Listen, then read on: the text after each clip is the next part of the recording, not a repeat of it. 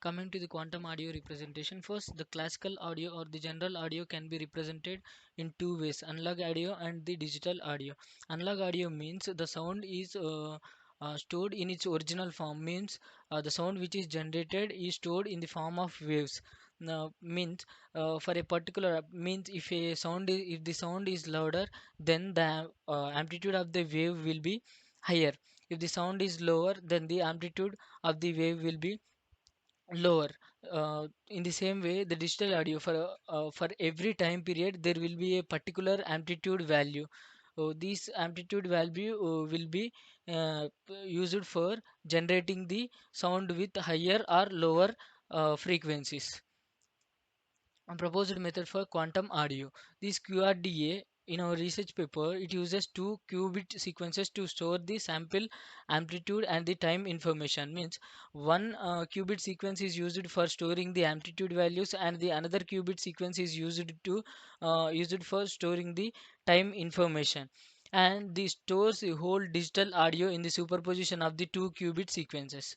Okay, for example, here uh, the whole audio can be represented in the form of A, and here dt is the amplitude values and t is the time period values, and these two are combined or entangled together to form a superposition of the two qubit sequences. Next, audio and its representation expression in QRDA. As we are seeing in the image, for each and every time period there will be a amplitude value. This amplitude value, as we see in image, for 0th second the amplitude will be 8, for 1st second the amplitude will be 13. Likewise, this each and every audio and each and every amplitude and its time information is entangled and represented in quantum representation.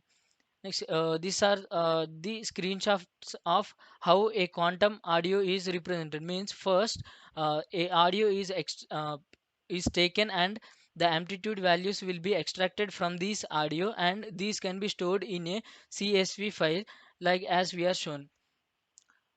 Conclusion: